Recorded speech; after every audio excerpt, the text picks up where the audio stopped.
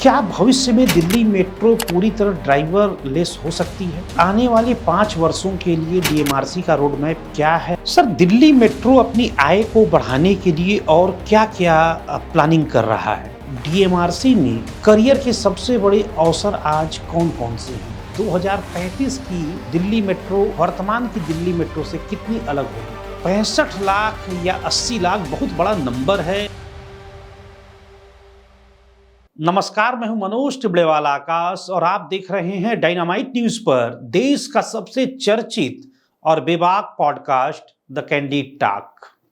आज हमारे साथ हैं दिल्ली मेट्रो रेल कॉरपोरेशन यानी डीएमआरसी के मैनेजिंग डायरेक्टर विकास कुमार जी।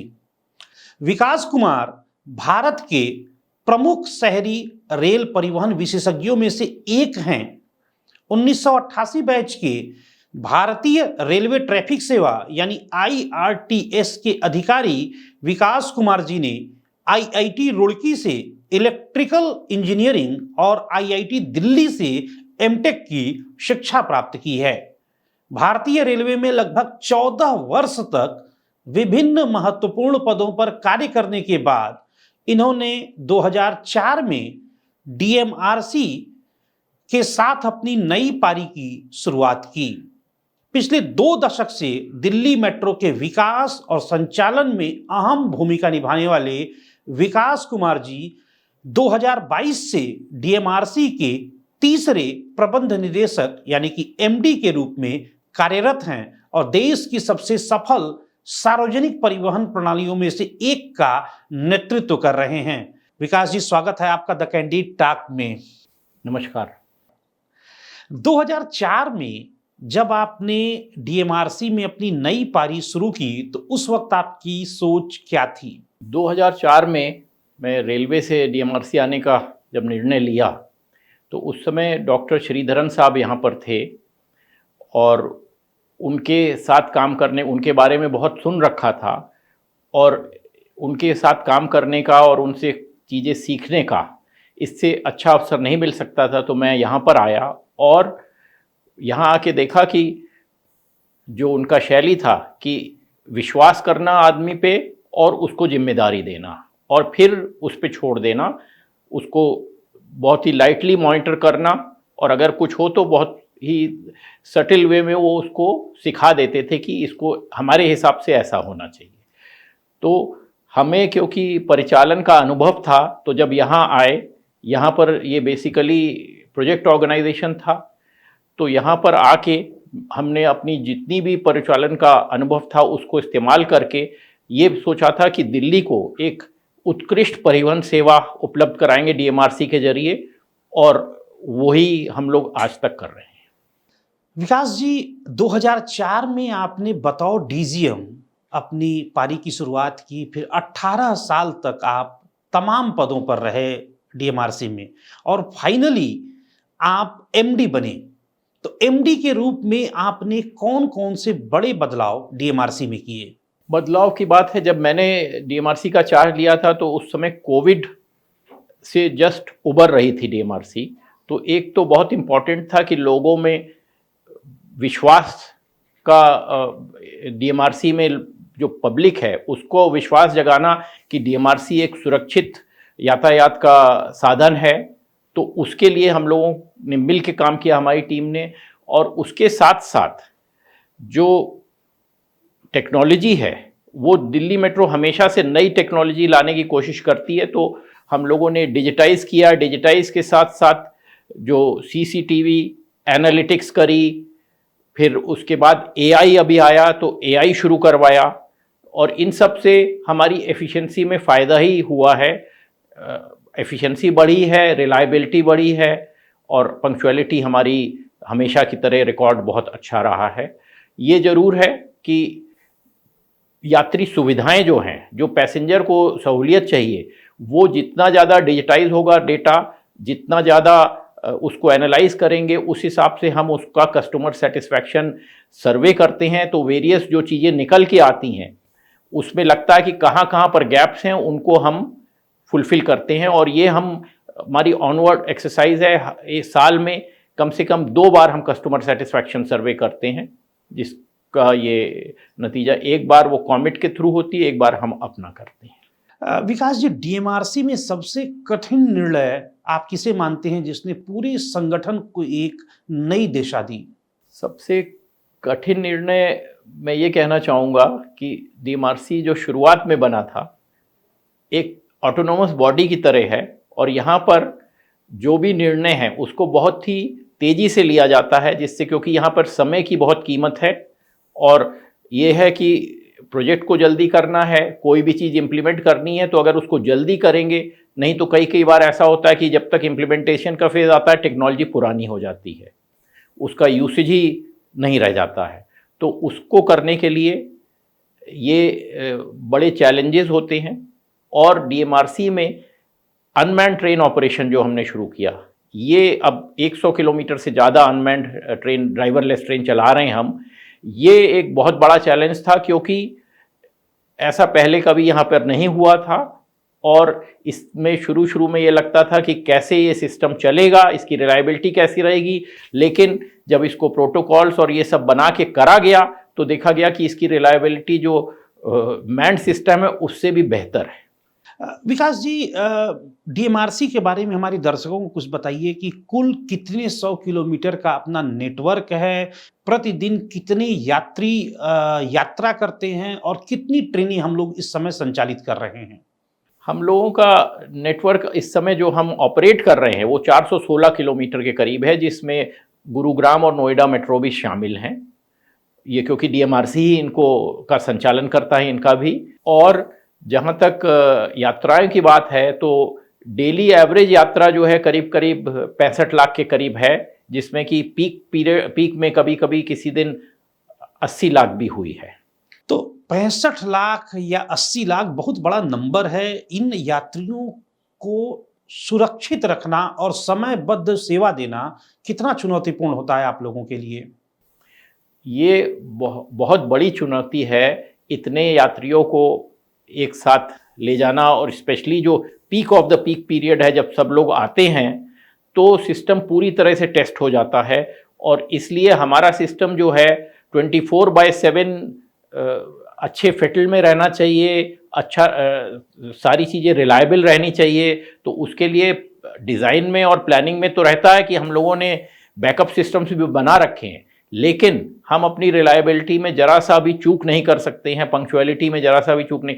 इसके लिए हमें अपने जो स्टाफ है उसको बहुत अच्छे से ट्रेन करके, स्किल डेवलप करा के, प्रैक्टिस और हैबिट डालनी पड़ती है कि ये उसकी हैबिट में पड़ जाए कि उसको ये काम सुरक्षा से ही करना है, संरक्षा देखनी है और पैसेंजर का कंफर्ट देखना। तो क्या बैकएंड में कोई हाईटेक निगरानी व्यवस्था भी रहती है?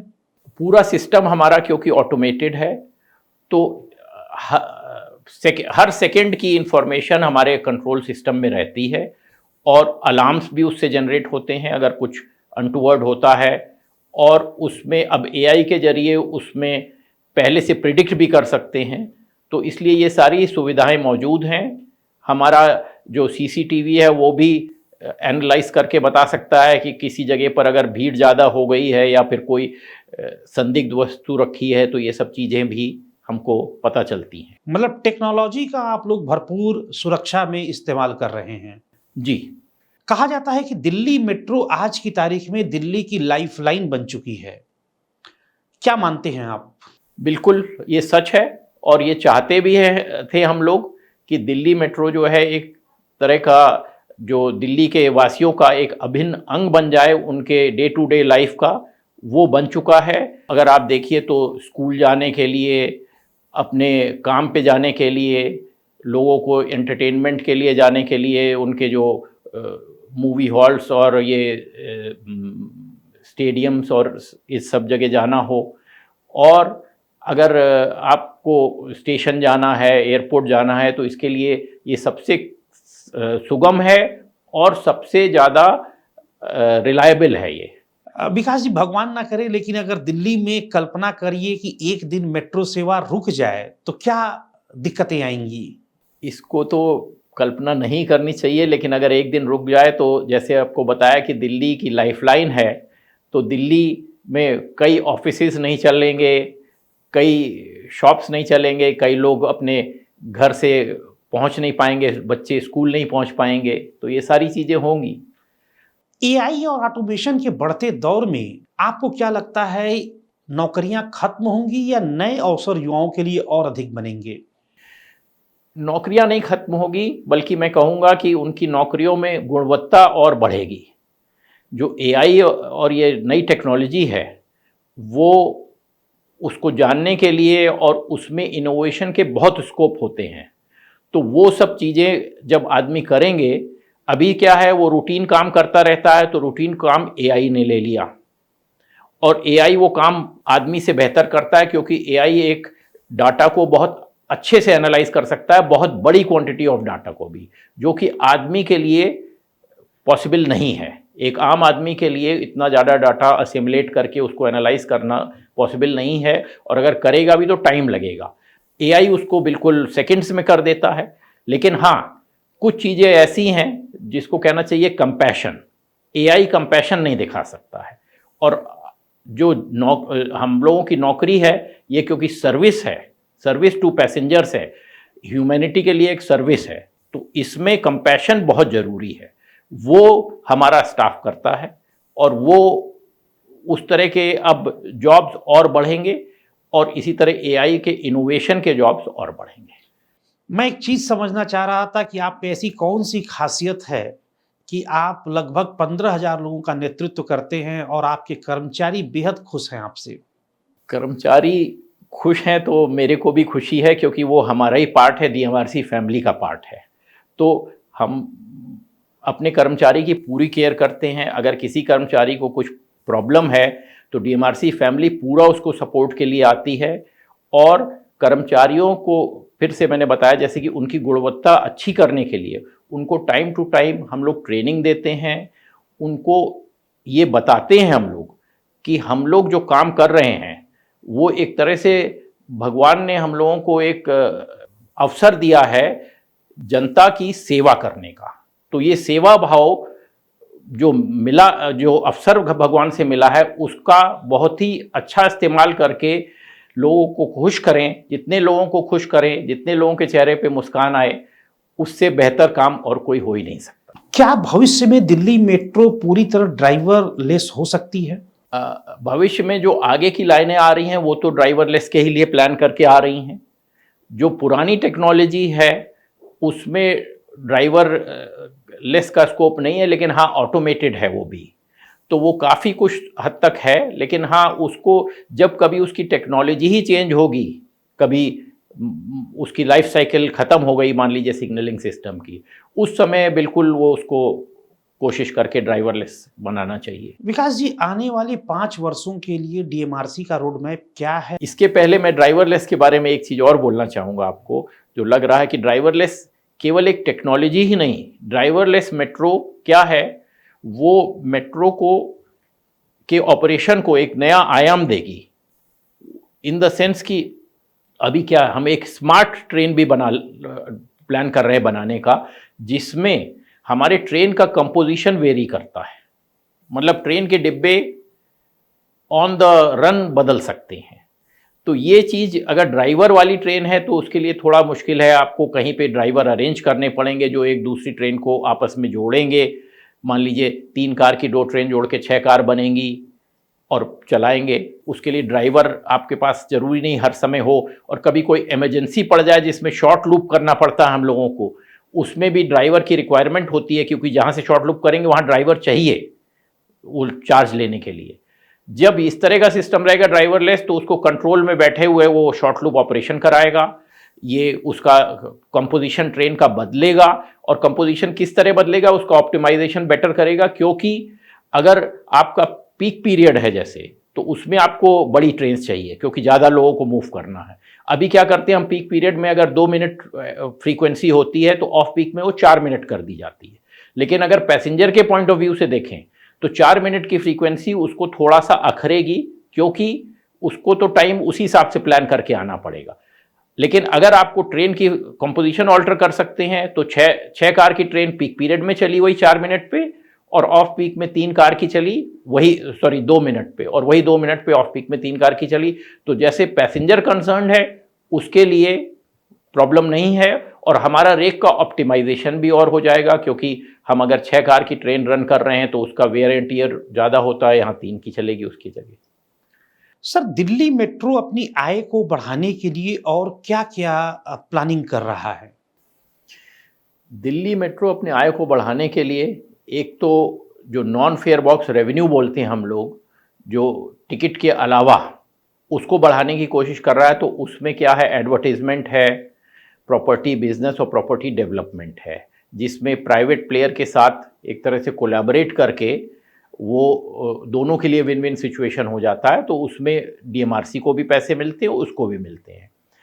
ये तो एक स्ट्रीम हुई। दूसरी स्ट्रीम जो अब हम लोग एग्रेसिवली जा रहे हैं कि हम लोग को बहुत बड़ा एक्सपीरियंस है मेट्रो निर्माण करने का और मेट्रो के परिचालन करने का। इतने बड़े नेटवर्क का, दुनिया के एक बड़े लार्जेस्ट नेटवर्क्स में से हम लोग आते हैं, तो इसका ये एक्सपीरियंस बहुत बहुमूल्य है। तो इसको अब हम ट्राई कर रहे हैं कि विदेशों में भी हम कंसल्टेंसी के तौर पे चले जाए, या फिर प्रोजेक्ट लेने के तौर पे, या फिर ओएनएम करने के लिए।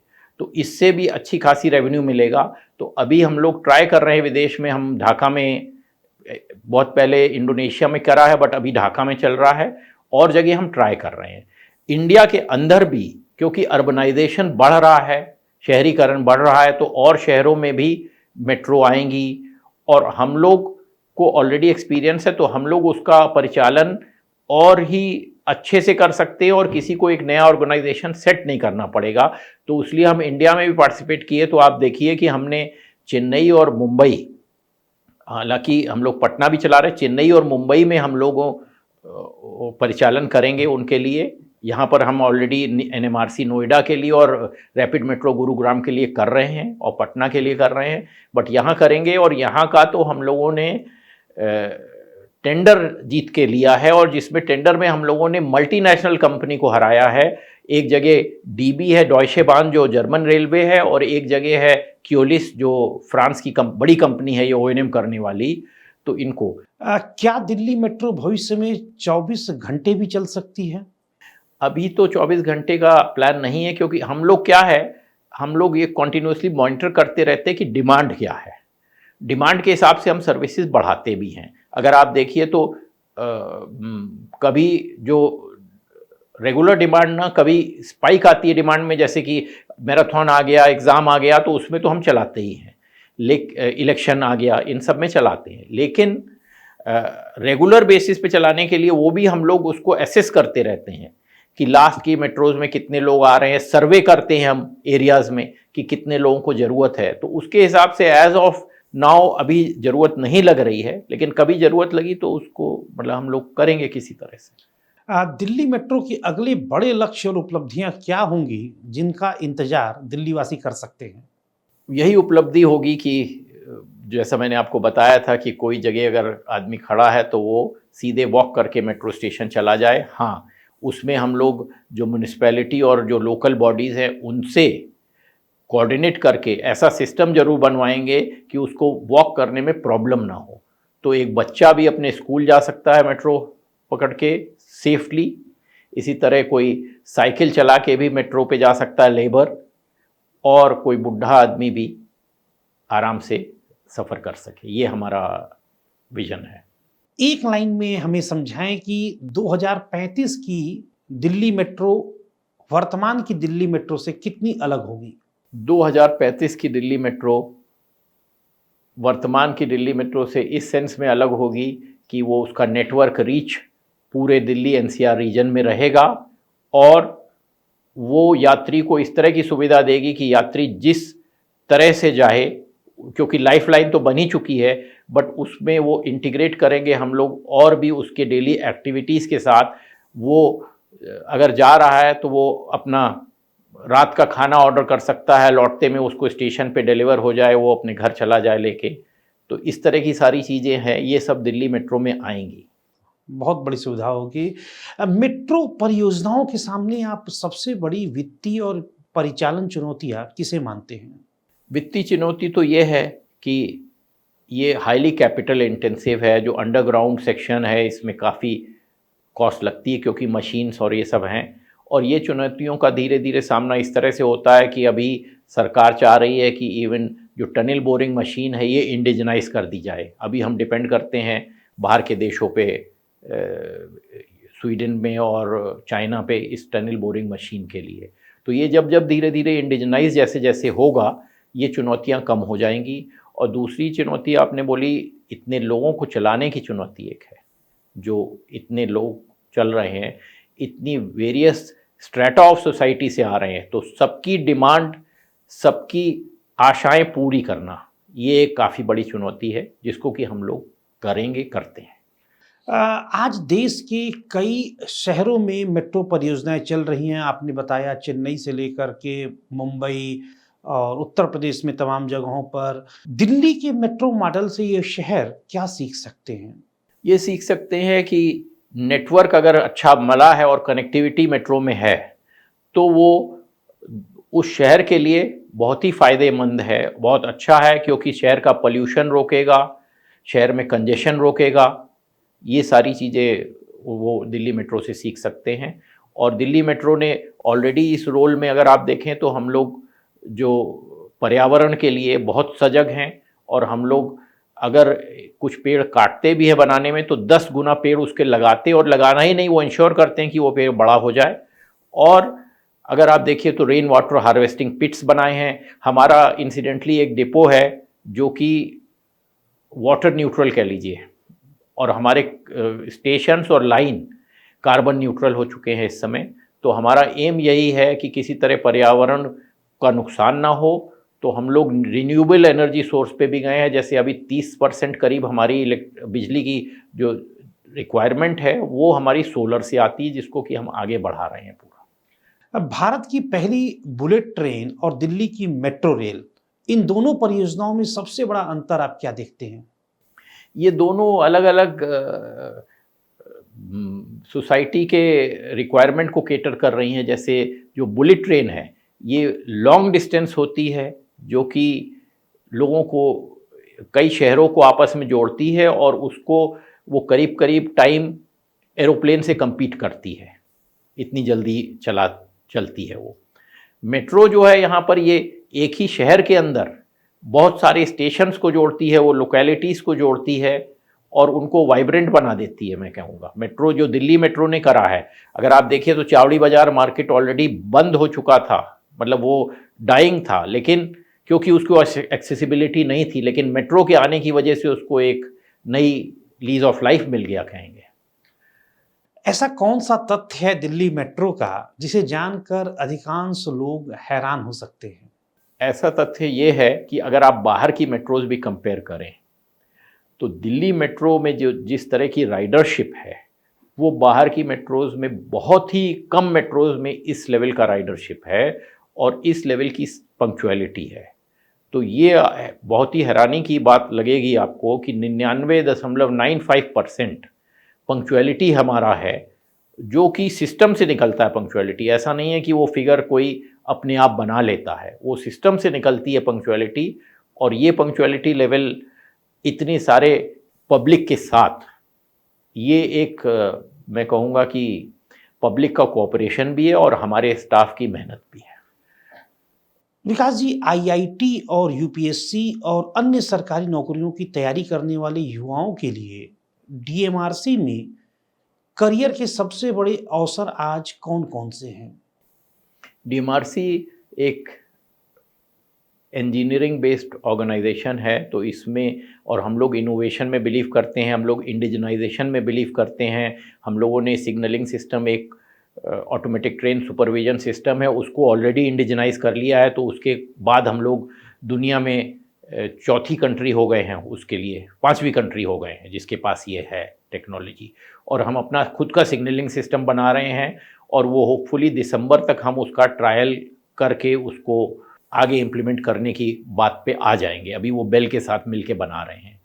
तो ये सारी अपॉर्चुनिटीज़ है। इसके साथ ही आगे भी अपॉर्चुनिटीज़ आएंगी, क्योंकि इंजीनियर्स के लिए कोई अगर प्रॉब्लम दे दिया जाता है तो उसका इंजीनियरिंग सोल्यूशन निकालना वो एक उनका सेटिस्फैक्शन भी मिलता है और उनको काम करने में अच्छा भी लगता है। और दिल्ली मेट्रो में जैसा मैंने बताया शुरू से, किसी भी इंजीनियर या जो भी अधिकारी है उसको फ्रीडम रहता है अपना काम करने का। और वो अब मैं जैसे रेलवे में था पहले, तो रेलवे में एक सेट सिस्टम बना हुआ है और इतना बड़ा सिस्टम है कि उसमें इनर्शिया है। आप इमीडिएटली कोई चीज़ अगर चेंज करके उसको देखना चाहेंगे तो इतना जल्दी पॉसिबल नहीं है। मेट्रो में ये पॉसिबल है। हम लोग का यहाँ पर कल्चर ऐसा है कि इमीडिएट फ़ोन पे डिसीजन हो जाता है और उसको बाद में रेटिफाई करते रहते हैं अप्रूवल से। बट एक बार डिसाइड हो गया, और अगर डिसाइड में कुछ गलत भी हुआ तो उसको ऑन द वे उसको हम लोग ठीक भी कर लेते हैं। बट उसकी वजह से डिसाइड ही ना करें, वो सबसे बड़ा खराब है किसी सिस्टम के लिए, जो कि दिल्ली मेट्रो के कल्चर में नहीं है।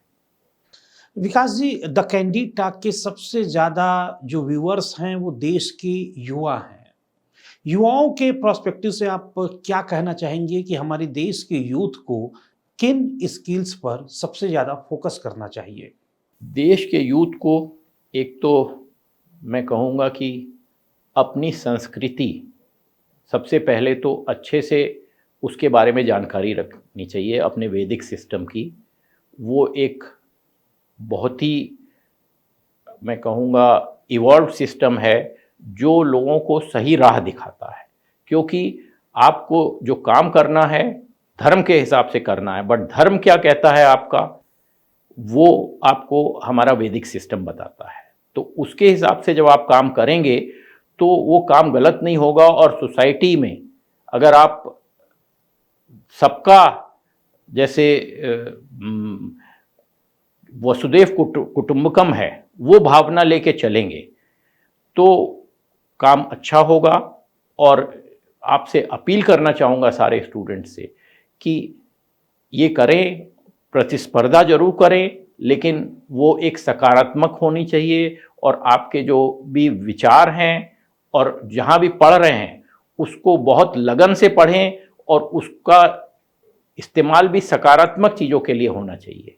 जैसे आप ये देख रहे हैं, युद्ध होते ये होते हैं, बॉम्ब बनाना, ये कोई सकारात्मक चीज़ नहीं है। सोसाइटी को आज के ज़माने में चाहिए कि सकारात्मक दिशा में काम करे। कोई भी, अभी इस समय लोग पढ़े लिखे हैं, सब डायलॉग से प्रॉब्लम रिजॉल्व हो सकती हैं, ये करनी चाहिए। तो यूथ से हमारा यही अपील है कि वो देखें क्या चीज़ धर्म की है उसको करें, ट्रांसपेरेंसी बनाए रखें, बहुत ही हाई लेवल ऑफ, मैं कहना चाहिए, इंटीग्रिटी रहनी चाहिए आदमी की। सर, दिल्ली मेट्रो की सफलता के पीछे कौन सा मैनेजमेंट मंत्र आप मानते हैं जिसे हर यूपीएससी अभ्यर्थी को जरूर जानना चाहिए? ट्रांसपेरेंसी, अकाउंटेबिलिटी और इंटीग्रिटी।